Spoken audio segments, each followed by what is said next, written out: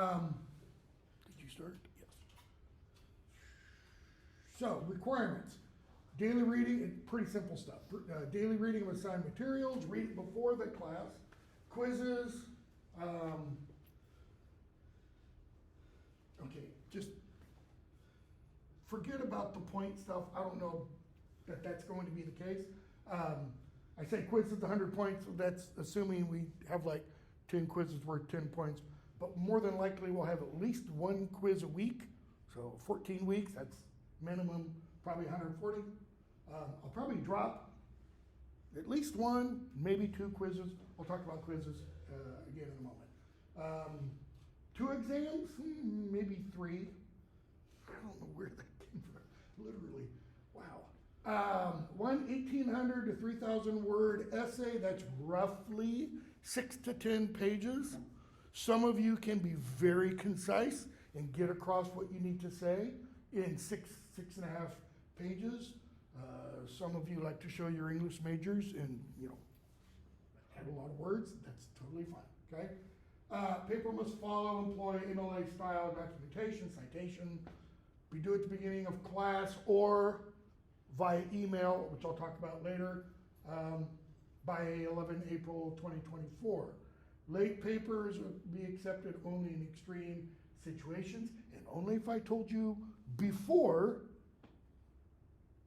April 11th, probably much before then, that I would allow that, okay? Minimum of 5 critical secondary sources and 1 primary source are required. What do you think the 1 primary source will be? Whatever the text we're writing. Yeah, Shakespeare, a sonnet, a play, etc. I don't have any sonnets assigned. If I can squeeze some in, I will. I was actually supposed to teach a course on Shakespeare sonnets this semester, but like by the end of November, only I think maybe 1 or 2 people had signed up. So I said, just cancel it, because it would have gotten canceled and I would have been stuck with a first semester freshman comp course, which would make me want to kill myself. Disclaimer, sorry. I hate teaching comp. Disclaimer. So, syllabus is subject to revision because more than likely we'll be behind today, okay? Supposedly I'll get through everything that I've got written on the board today. The original syllabus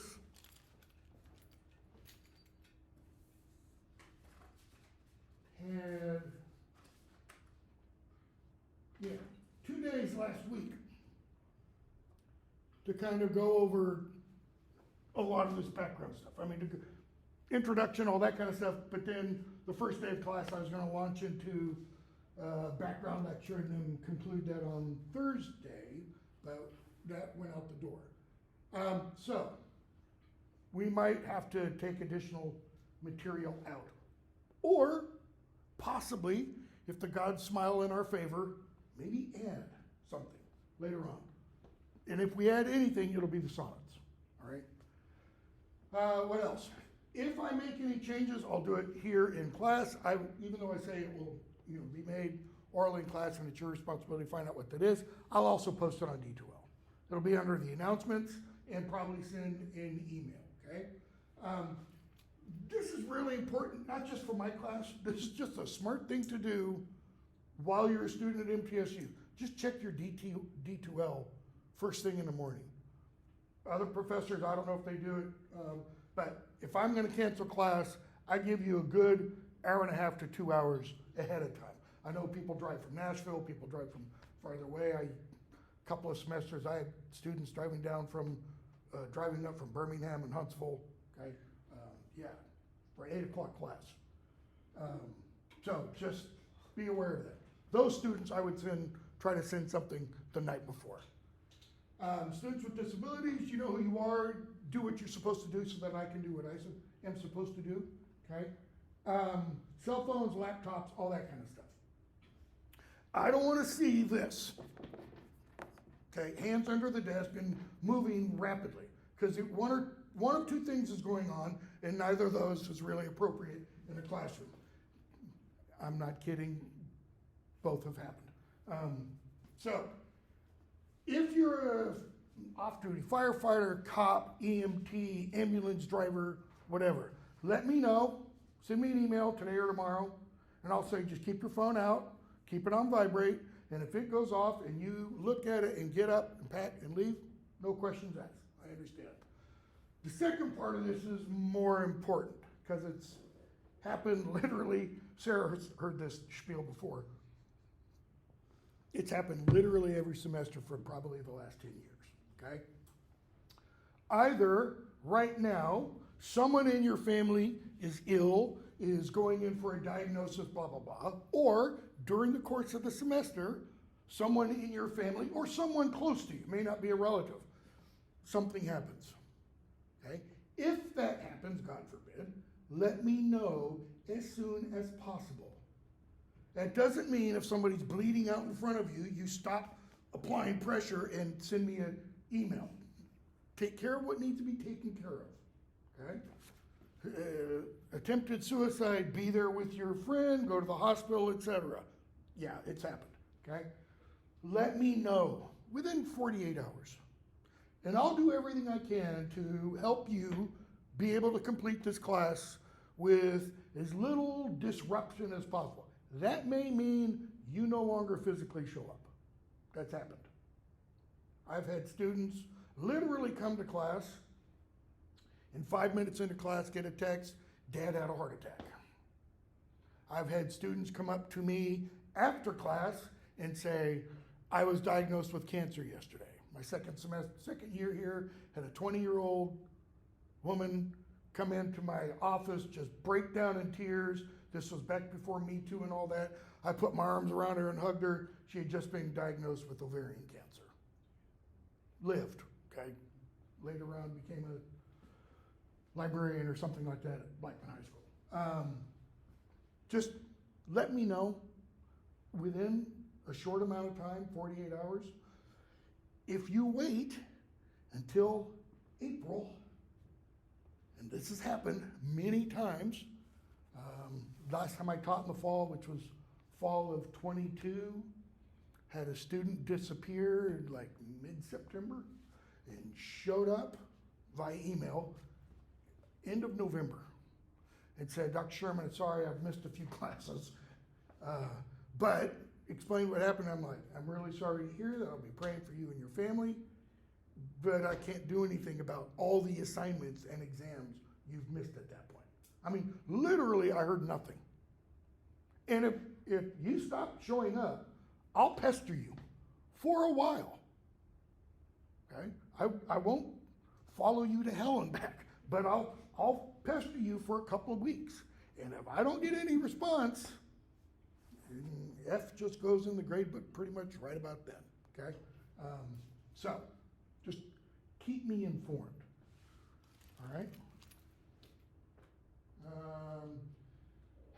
Very last thing, I don't know if you can read it, very last thing there about not using laptops and stuff to take notes. If you want to use your laptop to take notes, that's fine. I used to include a series of 6 or 8 studies, links to them, that pretty conclusively show if you take notes like this, you retain that material much better than if you do it like this. Because if you do it like this, what you tend to do is you tend to try to transcribe everything.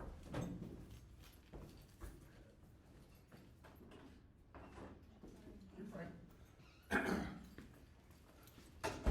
You must be Jenny? Yes. Okay.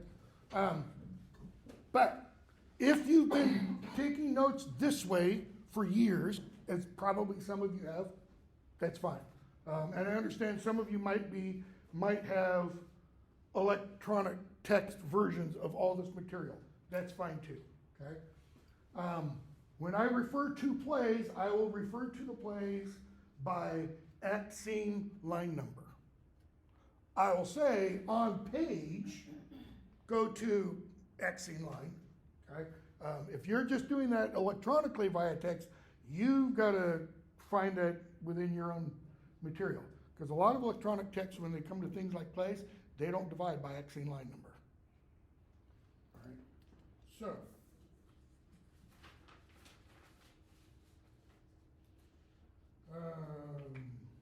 So that's what all that stuff at the top there is about. Classroom decorum. Attendance, participation, and decorum are expected. What's decorum? Anybody? Act with respect to the people around you. Yeah. If a member of the House of Representatives calls another member of the House of Representatives the scum-sucking, belly-sliding son of a whatever, that individual will have violated the rules of House decorum and can be censured. That's why you always hear people who hate each other's guts say, my esteemed colleague, my dear friend from the other side, okay? Decorum, just common standards of decent behavior. Well, used to be common, used to be standards, and used to be decent. So, what does that mean? I'm not hitting on anybody who came in late. You arrived to class on time, okay? I sent an email out to my colleagues. These doors used to stay open for like 15 or 20 minutes after I would slide my card through. Now, yesterday and today, both times I've slid my card and they're locked again within 5 or 10 minutes. And it's all because of the possibility that a shooter will come in. That lock's not going to stop a shooter necessarily. I mean, might try and go, but you know, there's this thing in that door. It's called a window. You two are dead. Bullet's going to go right through that window. Sorry. Hey, don't live in fear. Just don't live in fear. What else?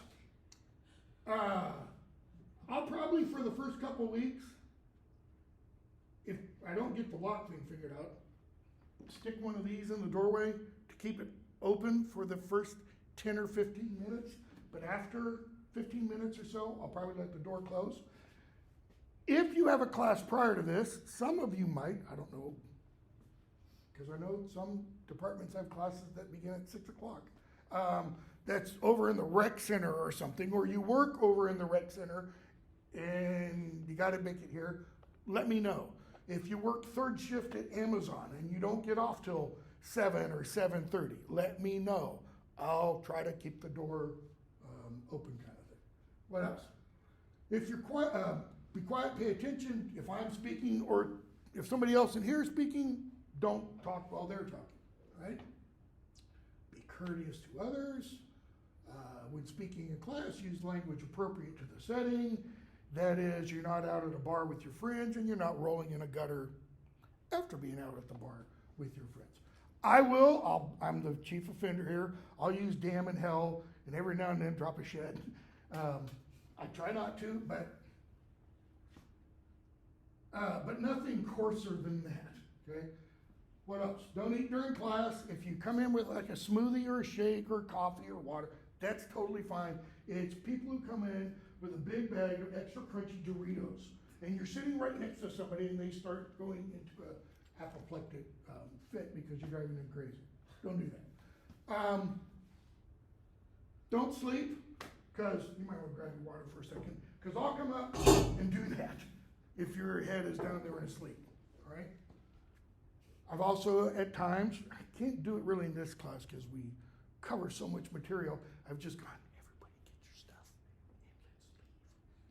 and let's leave. And we just left while the person was, snoozed away. Do your homework. Oh, no, sorry. Don't do homework or assignments for other classes in here. You'd be amazed at the number of students I've had come into classes, like English major courses, and open up a biology textbook or accounting textbook or something. And they're sitting, and I'm like, what are you doing? Well, I've got this, blah, blah. Okay, similarly, don't come in and say, Dr. Sherman, I've got to miss so-and-so because I've got an exam I've got to study for. You know what that means? I can blow off this class because this other class is much more important.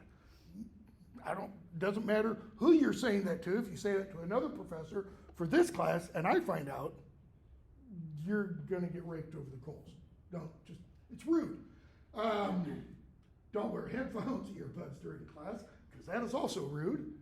I have a number of students with the Beats, and they come in and they keep them on. I'm like, take them off. I've actually had students leave, stop attending the class because of that, because I wouldn't let them keep their ear pods in. Grow up. Don't cheat or plagiarize. Why? Because one day you might want to become a university, president, Harvard, and lose your job because of it. And if you are going to plagiarize, a little bit of advice, this is being recorded for YouTube, okay? Be smart about it. Don't plagiarize from something I obviously know about. I had a student once, a graduate student, who plagiarized from our assigned textbook. There's a history of the English language course. She copied, literally, I am not joking, an entire page and presented it as her own material. And that page was a phonetic transcription of a passage from one of Shakespeare's Henry IV plays. How could you be so stupid? Okay, if you're that stupid, you shouldn't be here. I'm just throwing that out. I don't think anybody here is. And come prepared. Read the play, bring the book, bring some notes, unless you're one of those idiot savants that you just take in everything and you don't need to. I'll find that out pretty quickly though, okay? Just do it so I don't have to do the rest. Failure to complete or submit 3 or more quizzes and or a failure to submit an exam will result in failure of the course. I had a student a few years ago, did everything, and paper I should say, did everything, but didn't show up for the final exam. And had an A, but just didn't show up. I emailed like the day after it was due, no response. That's an automatic F, okay? And by the way, quizzes, that's how I'll generally take attendance. I'm gonna send you, after class, I'll tell you right now so you can go ahead and do it. But I'm gonna send you an email that says, send me an email. Why? Because we have to report, because of this wonderful people in Washington, D.C., we have to send our early attendance reporting tomorrow. We've met one day, okay? It's because of financial aid. If we don't submit that, MTSU can lose its portion of financial aid. You can lose your portion if you don't show up, the first, second day of class. So that is supposed to show that you are engaged in learning by sending me an email. Utterly ridiculous. Grading. It's real easy. I add up all the points you've earned, divide them by all the points possible, and it gives me a number. One of these, somewhere in there. If it's 0.5 or higher, it gets rounded up. If you've been here, if you've been really engaged, if you've participated a lot, okay, even if it's maybe a point or two, like it's an 87, yeah, I'm probably going to cut you some slack and you're getting an A-, okay? Similarly, if you've been here but, been as active as that book bag, which as you've seen is not very, it might drop, okay? But not if you've, really exceeded, right? So it's pretty simple. What else? So, as stated, read each work before class, be prepared to take a quiz, as well as discuss, read the introduction to each play, and the play, obviously, so that you are prepared to discuss them the first day the play is assigned. So for example, Midsummer Night's Dream, read all of it by Thursday. It's not that long, 30, 40 pages. I know it's kind of small print, but it's not like asking you to read, Moby Dick or something before that, which I would never ask you to read Moby Dick anyways. Okay? What else? Read the introductory material in here which is everything from here to essentially there. It's long, it's detailed, right? I'm going to give you the bird's eye, the blind in one eye, bird's eye overview of a lot of that material, okay? I'm not going to talk, at least not today, I'm not going to talk about the differences between foul papers and fair papers and the textual history of Shakespeare and all that kind of stuff. I might, as we get into it a little bit later in the semester, as we're talking about various plays, right? Questions for quizzes, exams can come from all of that introductory material, will come from the introductions to the plays themselves, and anything discussed in class, all right? So, you have at the bottom of that page, the first few days. Notice, scratch. So today, syllabus, today is the 23rd, correct? Yeah. Syllabus introduction, English cultural, historical, and Shakespeare's background. That's a pipe dream that I'm gonna get through both of those things today. We're gonna try, but I've never done it before in one day. 2 days assigned for Midsummer Night's Dream. That's probably ambitious, but I went back through, when I was making the syllabus, I went back through my YouTube playlist of previous versions of this class and saw that I had covered all of Midsummer Night's Dream in 2 days. I didn't rewatch those lectures, so I'm not exactly sure how well we did it, but we'll try. As you like it, we've got 2 days, pretty much for all the plays. I've got 2 to 3 days for. So as you like it, 2 days. First part of Henry IV, notice 3 days. Second part of Henry IV, 3 days. And what I've done is up until Thursday of last week, there was another play there, which I took out when last week got canceled. Richard II, which is the first part of this, what's called tetralogy, 4 plays in a sequence. Richard II is the king before Henry IV, because Henry IV deposes Richard II. Real history, by the way. Then we get Henry. I'm just really want to try to throw Richard II back in, but I don't see how. Henry V, 3 days. Hamlet, notice 4 days. When I do Hamlet in my Experience of Lit course, Intro to Lit, Tuesdays and Thursday schedule, I usually have, for that class, like 6 days, because I go into it with a fine-tooth comb, all right? Similarly, Lear, I mean, those are the 2 greatest tragedies written in the English language, by Shakespeare, obviously. And then The Tempest, 3 days. Tempest is generally Shakespeare's last play.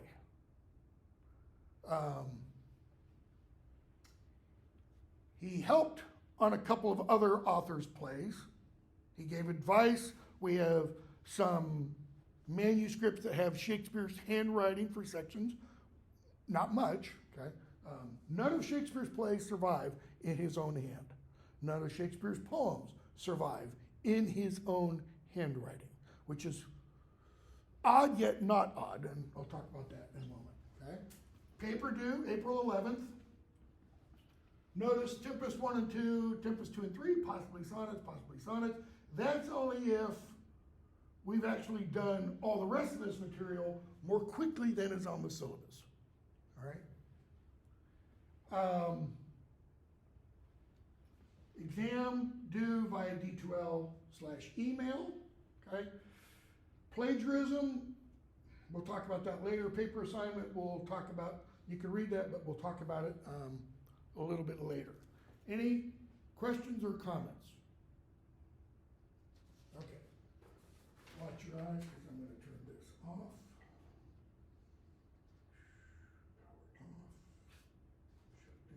Shut down. Hopefully the lights will come back on. Obviously not. Wake up. Lights.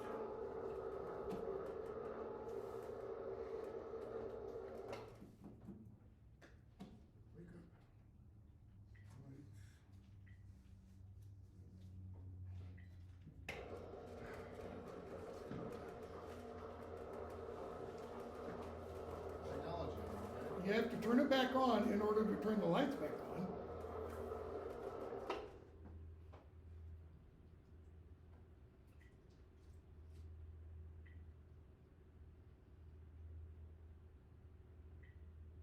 Now, I can turn it off. These things operate differently in every classroom. They're not exactly the same for some reason. And little bugaboo of my own. In terms of layout, this is idiotic. This should be here. Why? So I can look over everything and see you while I'm doing this, so that I can talk and engage and not have my back. It's, people who designed this have not taught in a classroom. It's just, why are you still on? That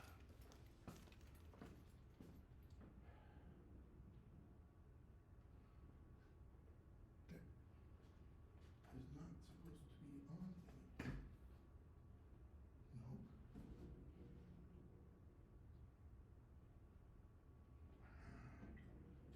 Screen's gonna come back down. It's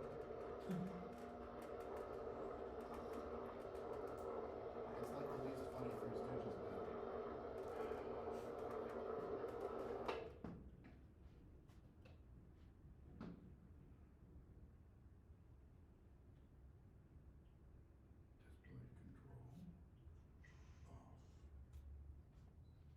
off. Close.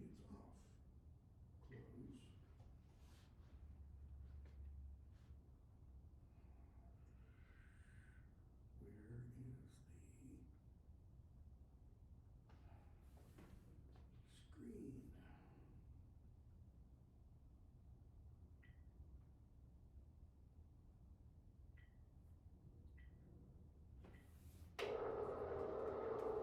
Okay. I had a black marker.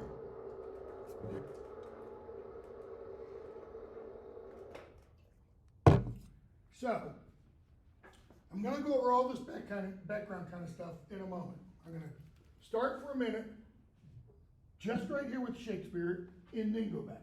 Okay? Shakespeare was born on or about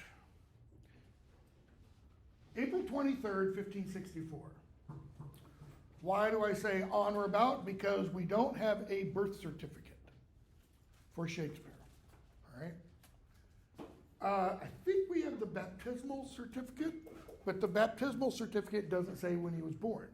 But according to English church custom, most scholars will say he was born on or about April 23rd.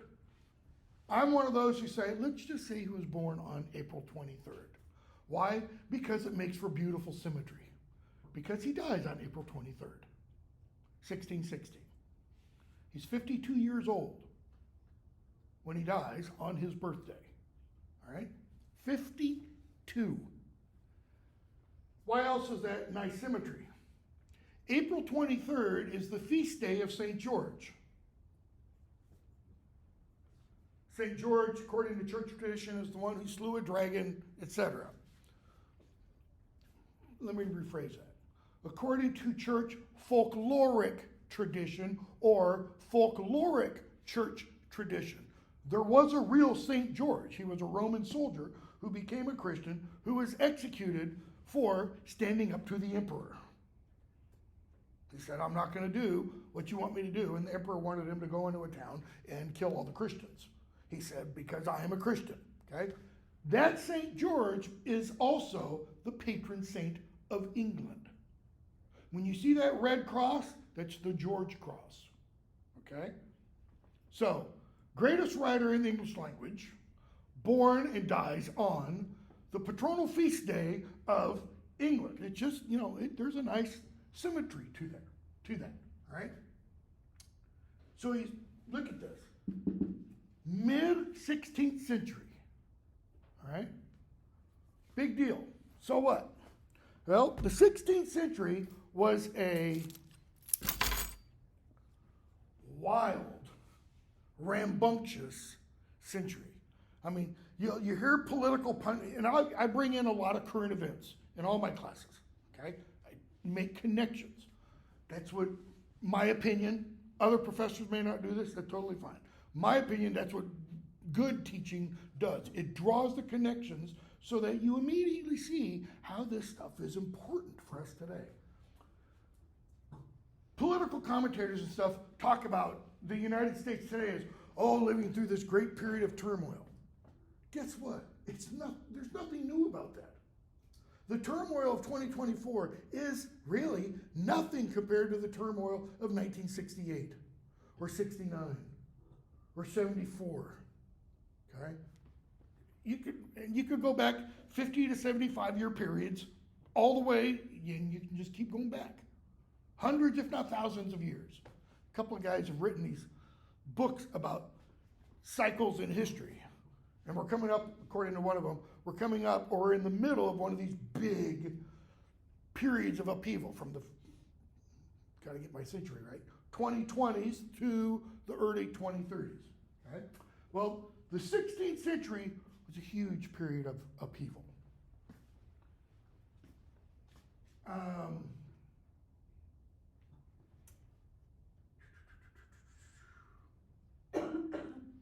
Let me start here, and at some point I'm going to come back to here. Okay, this is just kings and queens during the 16th, 17th century. I think there might even be a list in the back of your books. Okay, because we're going to have to talk about pretty much all of these people, because in one sense or another, they have an influence on Shakespeare's life and on what he writes. But in terms of the upheaval of the 16th century, let's kind of start with this, because this is what kicks the ball off. No, I can't say that. No, gotta start back here. Henry VII. His real name obviously is not Henry VII. His name is Henry Tudor. All right?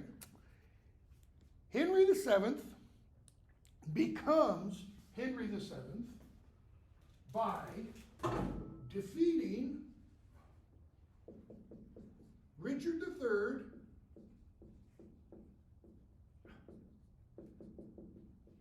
at what is called the Battle of Bosworth Field.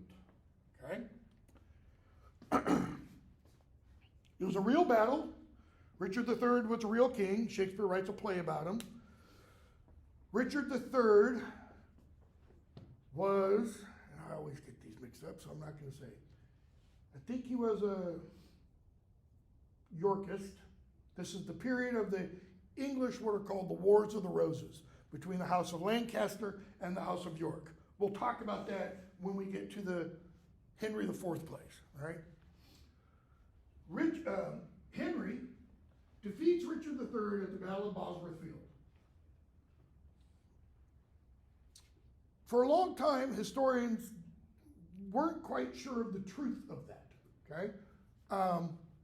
And they didn't know, and we still don't know exactly where Bosworth Field was. That is the field where this event took place.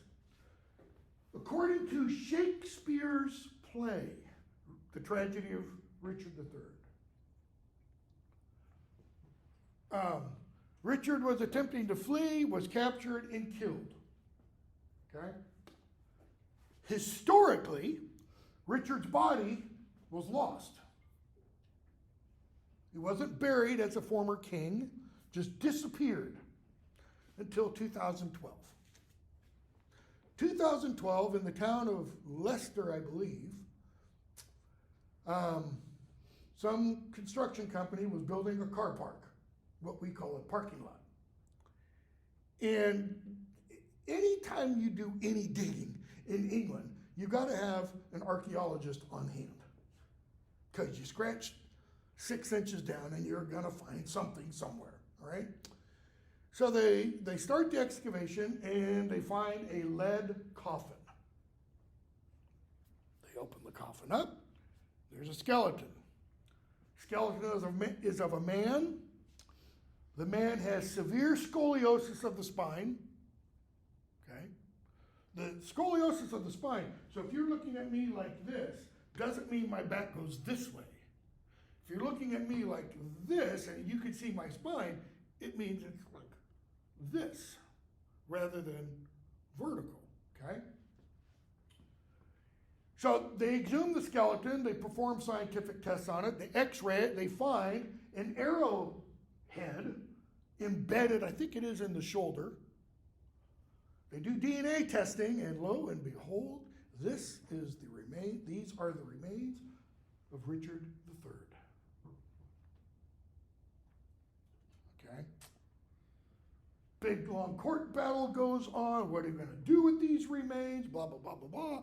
And just a couple of years ago, the remains had a royal interment in the cathedral at Leicester. Why?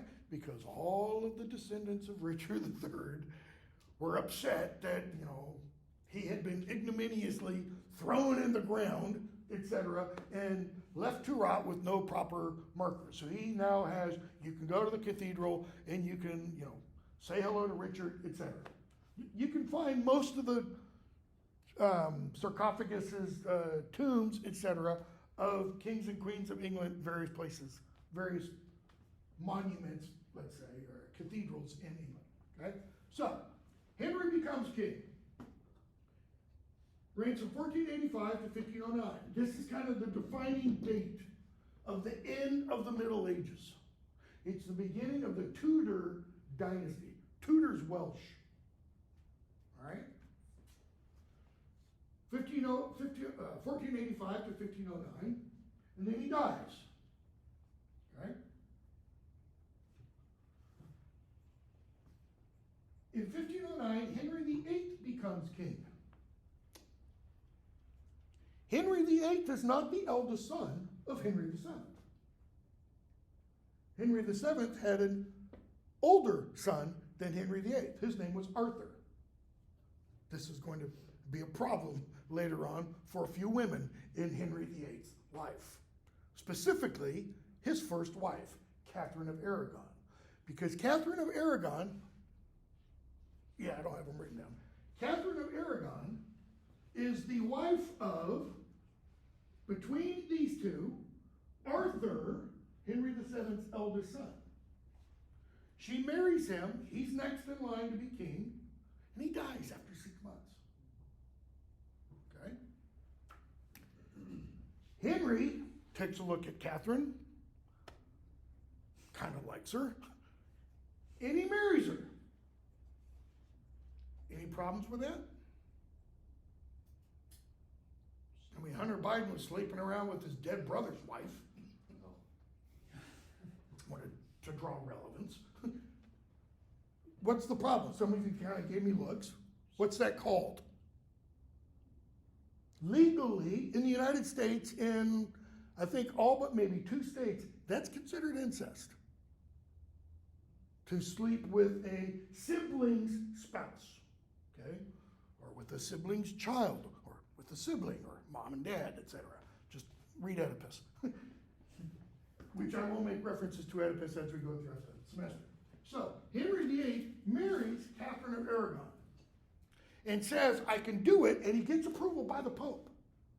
And says, I can do it because their marriage was never consummated.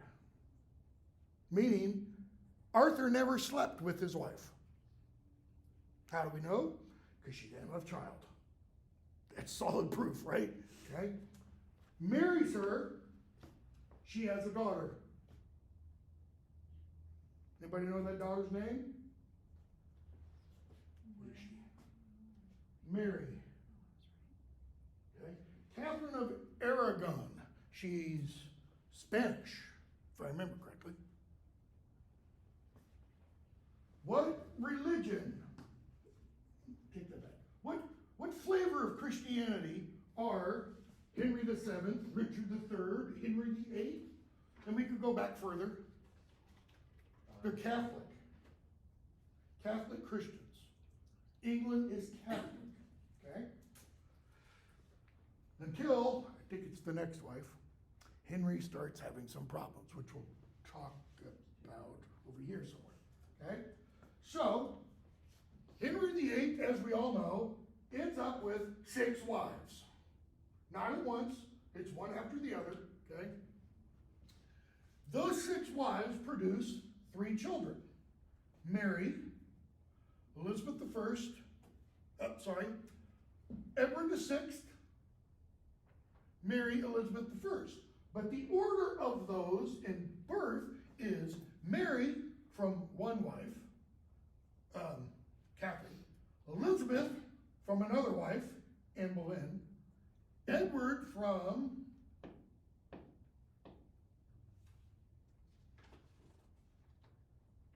I'm drawing a blank. Jane Seymour? Not the actress. One of those. Okay? So, Henry VIII rules from 1509 to 1547. In 1509, you've all seen pictures of Henry VIII, right? Generally, what does he usually look like in those pictures? He's a fat slob. Sorry, I don't mean to, fat shame. Yeah, I do. He's a fat slob. I mean, he's like this big. Go to the Tower of London sometime, and you can see the armor Henry wore from different periods in his life. In 1509, he's Chris Hemsworth. Just let that sink. I mean, who? Good looking, muscular, strong, warrior. 1547, get on YouTube and look at videos of, somebody who hasn't been out of bed in 3 years because they weigh 800 pounds or something like that. The last piece of armor, suit of armor you'll see in the Tower of London looks like a large pot-belly stove. I'm not kidding. It's round like this. He was so large he had to be lifted by a crane to get on his horse. Poor horse. He dies in 1547. His son, Edward VI, becomes king. Who's the youngest of his 3 children? Why does he become king? He's a boy. Patriarchy. What else? There's a specific term. Primogeniture? Yep, the law of primogeniture. The eldest child, but that's missing the eldest male child. Okay? What happens today if, say, an assassin takes out King Charles III, Prince William? Yeah. Does Harry become king? Why? William has 3 kids. Who's his eldest? Charlotte. The law was changed after Charlotte was born. Okay, that's in the 21st century. So that if Charles and William die, Princess Charlotte becomes queen. Okay? Harry's just completely out of the picture. So if Harry wants to pull, a Richard III kind of villain, he's got to kill a lot of people. He's got to kill his brother, he's got to kill his father, his brother, and his brother's 3 children before he is in line. Okay? It's happened. That kind of thing has happened before. So, Edward, who's young, I think he's only like 12, 13 years old when he becomes king, he dies real quickly. I mean, he's sickly pretty much the whole time, right? We're going to come back to Henry VIII and this stuff, and Edward and this stuff a little bit later. Henry, midway during his reign, breaks from the Catholic Church. Why? Because he wants to marry Anne Boleyn. And the Pope won't give him a divorce from his previous wife. So he says, fine, you won't grant me a writ of divorce? I will divorce the English church from Rome. And he sets himself up, this is over here, as the head of the church, Papa Henry. All right? That's why King Charles is the head of the Anglican Church. And Queen Elizabeth was the head of the Anglican Church before Charles. And her father before her, all the way back to this. When he did that, he did not change the doctrine that was believed at the time. It was pretty much still Catholic. It was just English Catholic. Okay? Edward is a real Protestant. Right? And the people who are surrounding him are even more real Protestants, Puritans.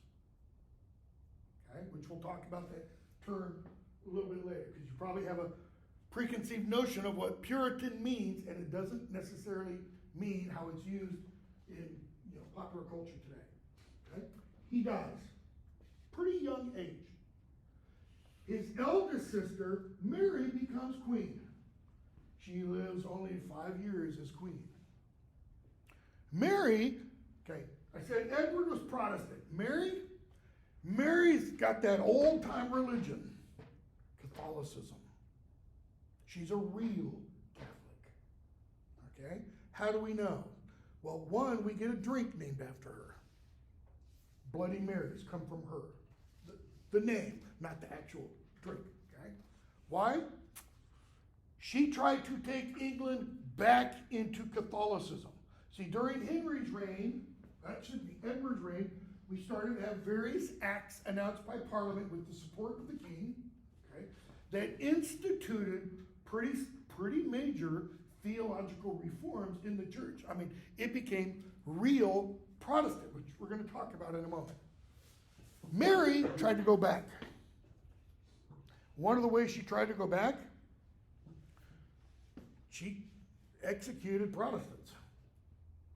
Go to Oxford, get off the train, walk down the high street, and you'll come to a corner, and there's a monument.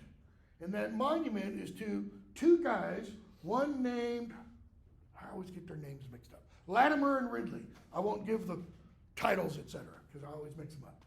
These are two people who were burned at the stake, okay, for their Protestant beliefs. One of them, earlier in his life, had been Catholic. Okay? He was forced to recant his Protestant beliefs after he'd become Protestant. He was forced to take it back, his Protestant beliefs, which he did, and then he later disavowed. He recanted his recantation. And when he was burned at the stake, we have an eyewitness account that says, he said, "Let the hand that signed the recantation burn first." Okay. And up in the flames. Okay? So, she does that. She dies. Her sister, Elizabeth I, sister of another mother, they're all three half-siblings, they each have a different mother, becomes queen. And it's from her that we get an entire age named, the Elizabethan period. She's the longest reigning monarch, if I remember correctly, until Queen Victoria. And then her namesake, the one whose name followed hers, Elizabeth II, becomes the longest reigning monarch in English history. 1951 to, she died what, 2 years ago? 2022, 70 years? 1558 to 1603. She begins kind of a namby-pamby, can't we all just get along Protestantism. In other words, if you're a Catholic, fine. Let me use another example. She's the Bill Clinton, okay, of the English monarchy. What do I mean by that? Bill Clinton famously instituted a policy during the mid-90s regarding gays in the military. Don't ask, don't tell. Don't ask what someone's sexual orientation is. And if you're gay, don't go telling people you're gay. we can all just get along quietly, do with things as they are. She was pretty much, let Catholics be Catholic, let Protestants be Protestant, and just, kind of be nice to each other. Did not last long. Parliament is Protestant. Okay? Parliament starts passing laws restricting rights of Catholics. Parliament starts passing laws requiring pastors in towns, etc., and city leaders in towns to do things into their churches. For example, assume for a moment that this is a church. Well, in the 14th century, each of these walls would be covered in iconography. There would be paintings of saints and biblical stories. Why? Because the paintings of biblical stories tell a story for a populace that cannot read. So you can understand the story of Abraham and the sacrifice intended of Isaac, because the image is there, and a good priest could talk about it and explain it for someone who doesn't have a Bible in their language to read. There's no Bible in English at that point, okay? Well, Parliament comes through, I think it is just around the time Shakespeare's born, and says, you gotta cover all those images or remove them. Why? It's idolatry. Look at the Old Testament laws. Thou shalt have no graven image before me. And that was taken the way Muslims take that injunction. You can't make any image. Okay? Interesting little tidbit. Shakespeare's father was the mayor of Stratford when this law was handed down. You can go to the Stratford Guildhall Church, okay, where he kind of presided today, and you can still see some of the iconography. That is, he kind of said, yeah, okay, we'll cover it up, and he gets the thinnest veneer of whitewash and slaps the paint up so the images still show through. Hey, but technically, he did what the law required. All right? Big debate as to whether Shakespeare's Protestant, Catholic, or atheist, or agnostic. I'm one of those who think he's definitely got Catholic tendencies, if not, I don't know, Catholic, okay? So, midway through her reign, 1588, major event in English history. Anybody know what it is? Spanish Armada. Spain tries to invade. But Spain doesn't try to invade on its own. It has help from Catholics in England. The Catholic stronghold is in northern England, Northumberland area, okay? They launch a massive invasion. Over 300 Spanish galleons, their largest ships of war, are launched. I think it is the number, it's something like between 25 and 50 return to port. All the others are destroyed in a hurricane. Guess how the people of England interpret that event? God showed favor on us and our glorious queen. And from that moment on, she's also called Gloriana. It's like full of glory. Almost like Hail Mary, full of grace. Well, Hail Elizabeth, full of glory. Almost like. I'm not equating the two by any means, okay? But also as a result of that, because these damn Catholics try to take over the country, she gets very anti-Catholic. Laws are passed. If you are a Catholic priest and you were found in England, that is cause enough for your execution, even if you're not doing anything. Because if you're a Catholic priest, you are doing something secretly. Any of you saw the Bond movie Skyfall? You remember when they're up in his house, way up in Scotland, the ancestral home of the Bonds? And there's that scene where he has to help the old guy who's maintained the place to escape. And they go into this little tunnel. It's called the priest's bolt hole. Why? Because when the Protestants would come in to raid someone, that's where the priest would go in and escape. Okay? She dies in 1603. What else is Elizabeth called? We have 2 states named after her. Virgin Queen. The Virgin Queen, Virginia, and when it gets chopped in two, West Virginia. Those are named after the Virgin, not Mary, Elizabeth.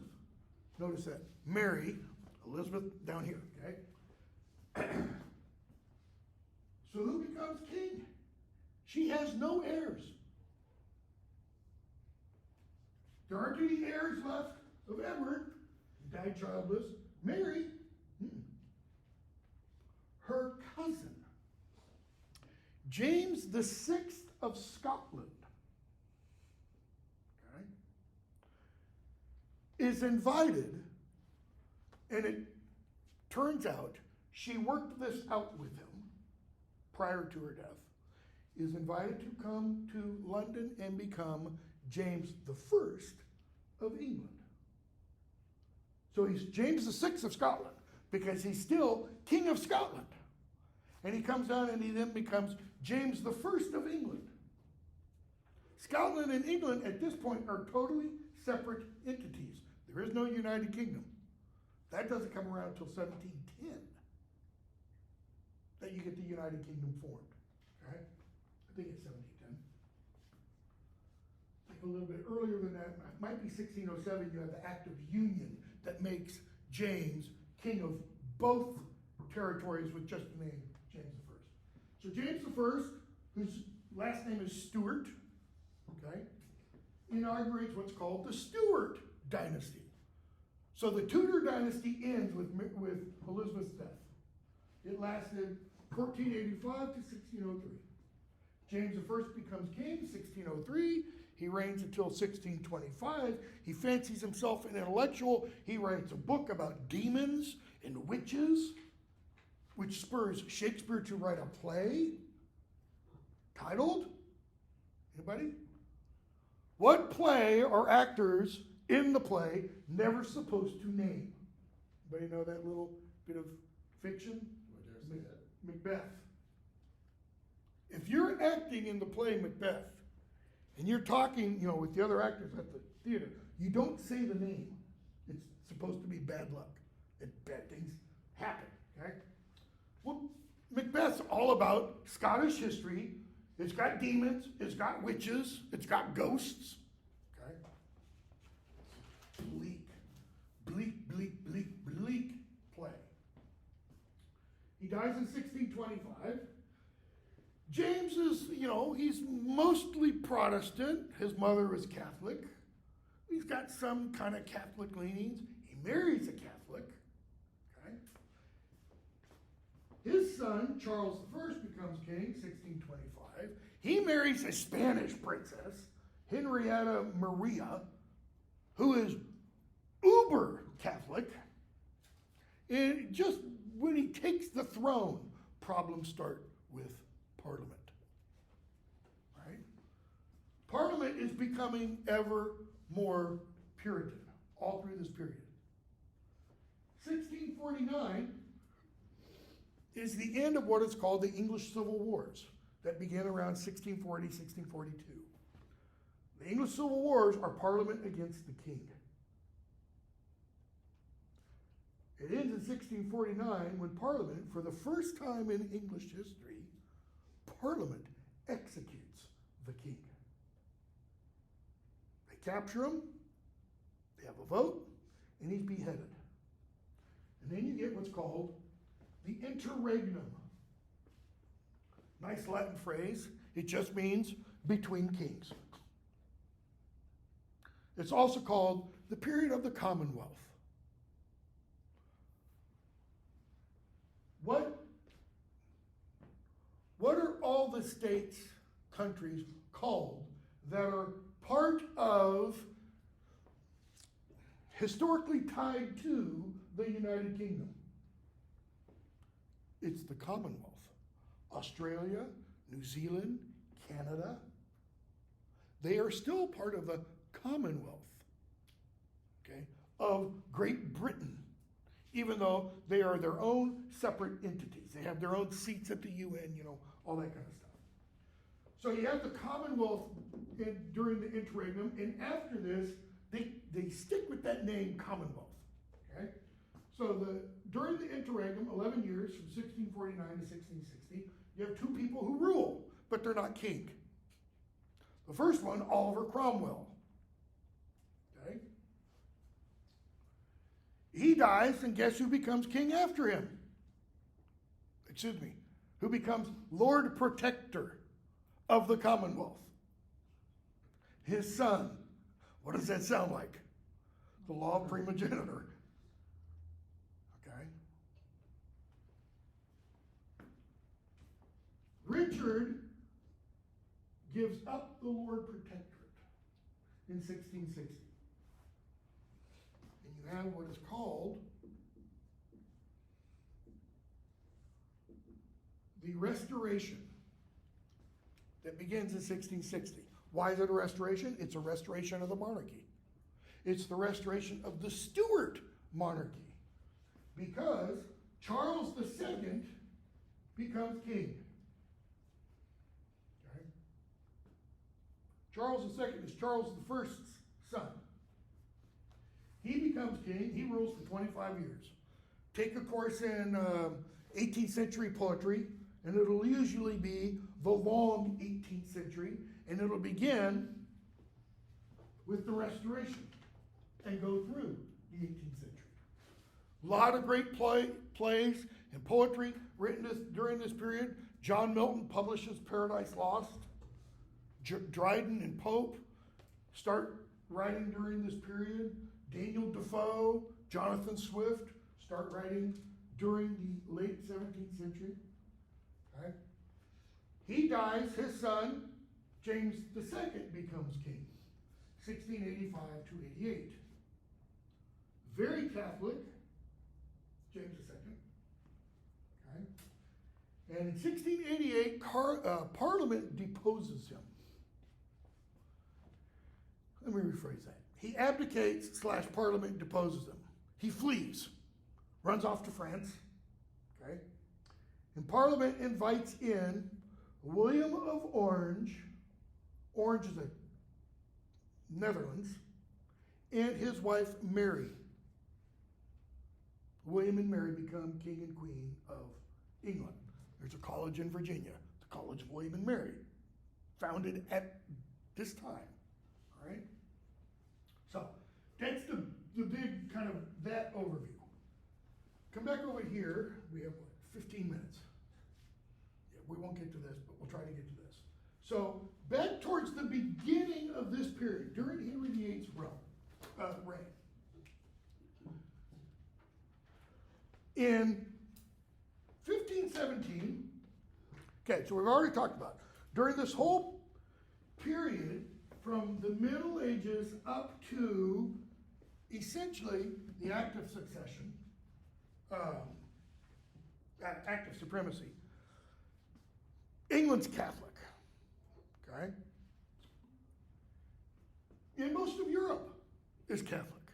You've had little hints at people raising issues with the church. In the 14th century in England, John Wycliffe had some problems with the corruption in the church. Piers, a guy named Lawman, wrote a long satiric poem called Piers Plowman, which involves these visions and stuff, but he's really taking apart the church. Chaucer writes the Canterbury Tales, and he rips a lot of the church.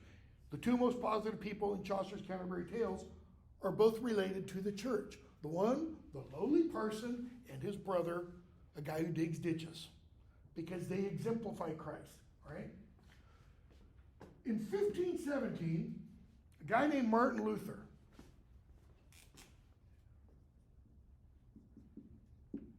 not king, just Martin Luther, who's an Augustinian monk. There are four, that's the word I want, four schools of, I can't think of the name, monastic, yeah, Orders. orders, thank you, that's the word. There are 4 monastic orders: Augustinian, Dominican, Franciscan, and I always forget the third one, or the fourth one. Nope. It'll come to me later. He's an Augustinian monk. Augustinians are among the most severe, right? And it's not severe towards others, towards themselves, okay? Well, Luther's a monk. He has problems with the church. For example, one of the problems he has is, we're told in his life, he goes and sees his priest, says confession, leaves, and while he's leaving the church, he immediately sins up here. He's like, damn, gotta go say confession again. And he has this realization. This rite can't be efficacious, because as soon as I leave, I sin again. There's a problem here, all right? So, on October 31st, 1517, Luther goes to the church in Wittenberg, where he lives, Wittenberg. It's going to be important in Hamlet, very important. Luther goes to the church and he nails onto the church door the sheet, or several sheets, with 95 argumentative theses. Like your paper will have a thesis, the point you want to argue. Luther has 95 of them. College professors would have loved him. It's like, way to go, man. And these were strongly worded theses. These were points of contention he wanted to debate with any and all comers. And they were all points about the church. He wasn't saying, the hell with the church. It's nothing but an outmoded, patriarchal blah, blah, blah, blah, blah. He was saying, these are problems and they need to be fixed. He was trying to clean up the excesses, okay, of the church. Just, get on Hulu or whatever and watch one of the shows about the Borgias in Italy and how the popes are marrying and intermarrying and having children. They're supposed to be celibate at that point. Celibacy in the priesthood began around, I think it is 900 or so. Prior to that, priests weren't celibate necessarily. Okay? So, Luther's got problems with those. And what really set him off was this guy named Johann Tetzel, who sold what are called indulgences. Okay? An indulgence was essentially a piece of paper that you could buy that would get you time out of purgatory, or that you could buy on behalf of somebody else. Your father died while committing a robbery. Your brother died while raping someone, was killed by the husband, let's say. Well, you could buy an indulgence that would get some time out of purgatory for that individual. Assuming, of course, that individual is in purgatory. Because if you're in hell, you're in hell. Okay? So, Catholic belief system, 3 states in the afterlife: hell, permanent suffering. And you can read Dante and say, okay, but there's varieties of suffering. Purgatory, which means you're saved, but you got to be purged. You got to be cleansed of your sin before you can ascend to heaven. And heaven for the blessed. Very, very few people in Catholic theology at the time went straight from here to heaven. Mary, the apostles, the saints, pretty much it. Okay?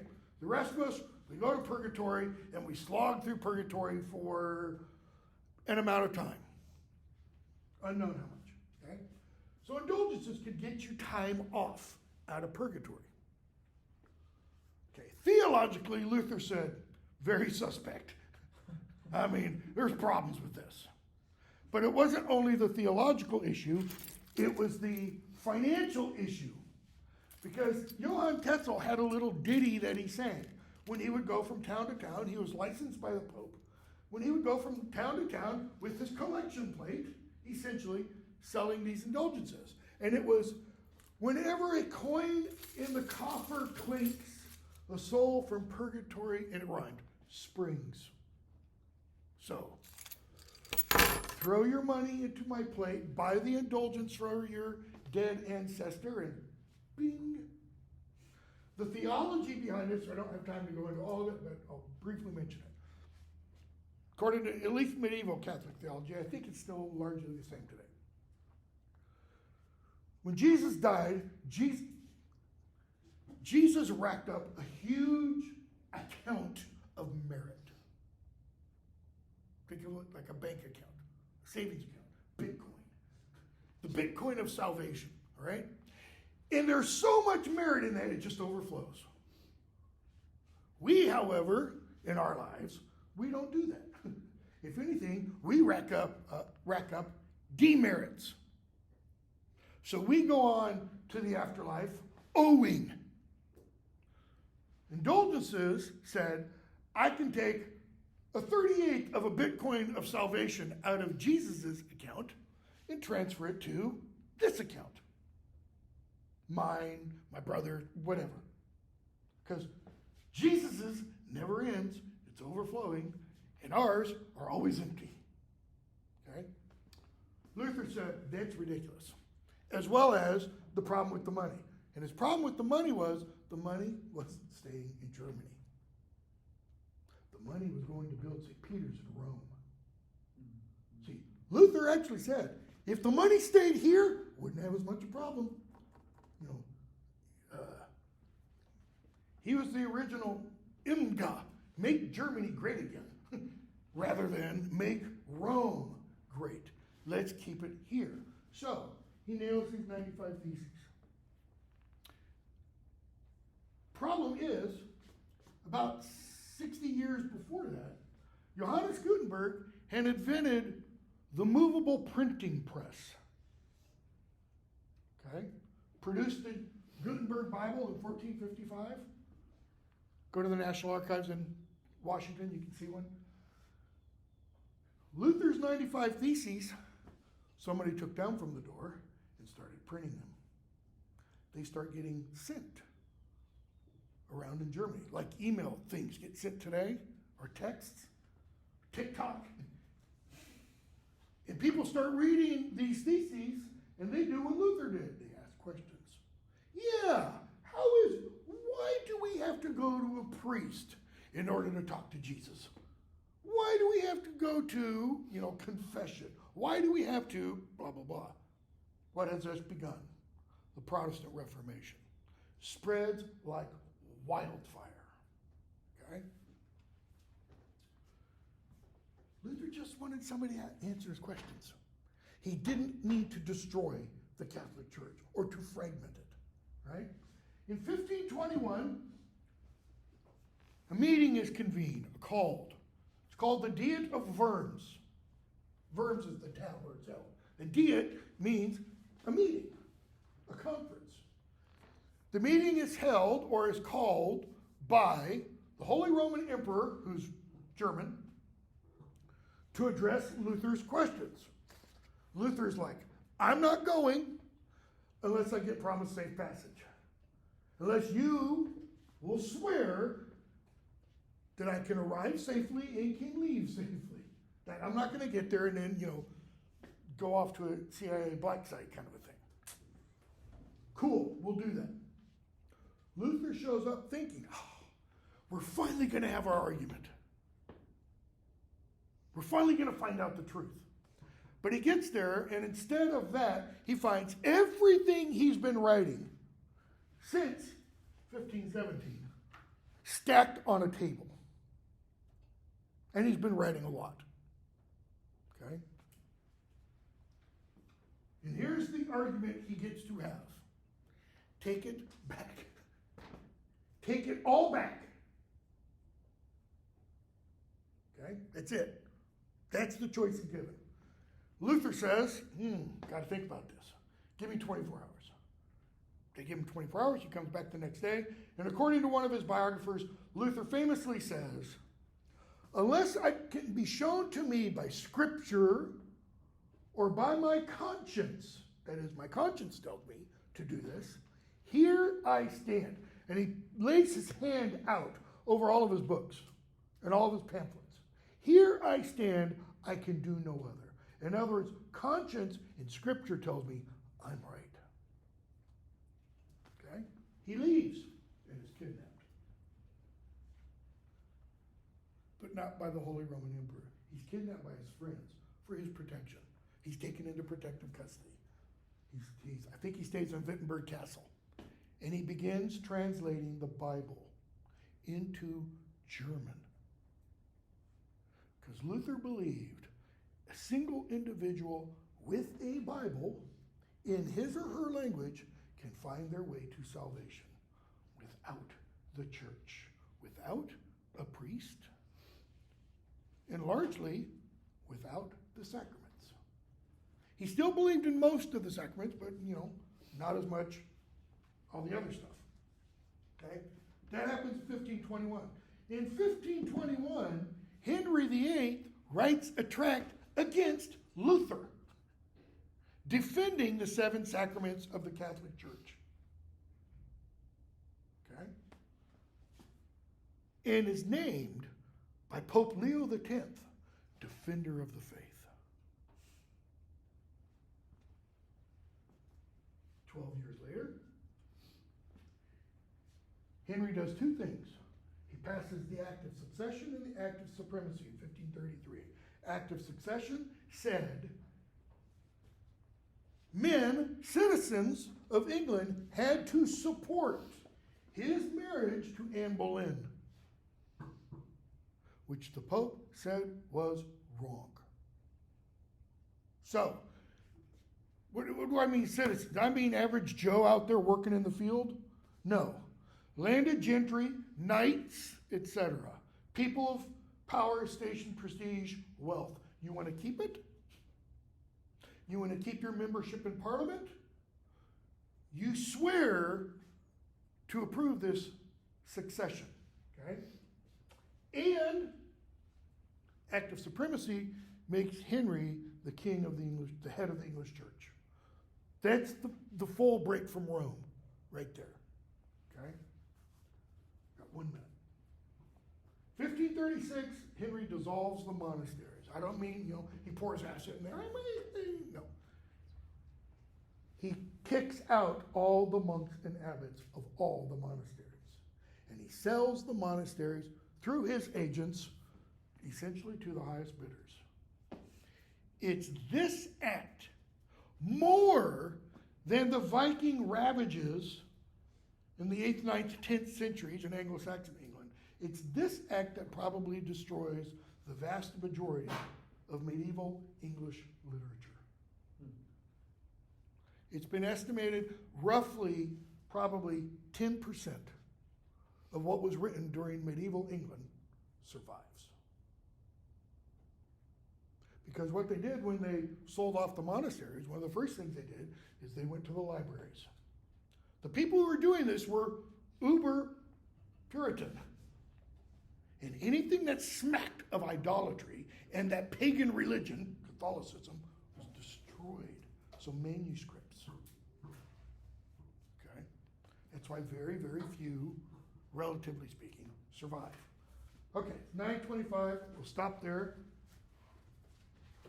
So, Thursday, before we get into Midsummer Night's Dream, we need to talk briefly about the Bible in English and the rest of Shakespeare's life.